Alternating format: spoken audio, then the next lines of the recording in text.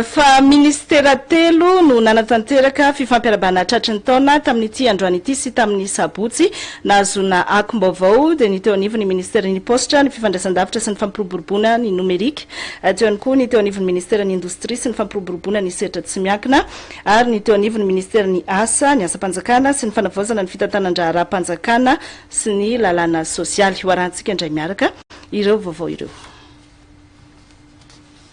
Lala mahitsy farany amin'ny famitana ireo asa sy tetika goavana efa natomboka ity taona 2024 ity ho an'ny ministera ny postra sy ny fifandraisan-davitra ary ny fampiroboroboana ny numerika. Fanamby lehibe no napetraka amin'ny alalan'ilay tetika asa numerika ho an'ny rehetra izay nahafahana nampandroso faritra maro tamin'ny alalan'ny fanomezana fitaovana ara-numerika sy teknôlôjia vaovao ho an'ny mponina tamin'ny endriny maro samihafa raha tsy laza fa tsy ny cyberbus, ny nametrahana ny vitrine numérique, ny smart city sy ny sisa.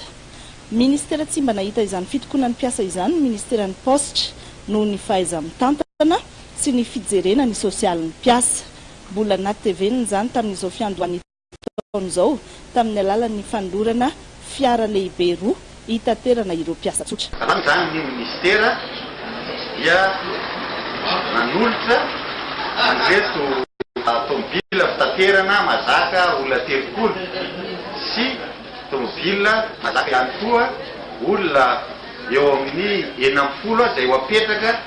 any amin'ny direction régionale ny ministera zany.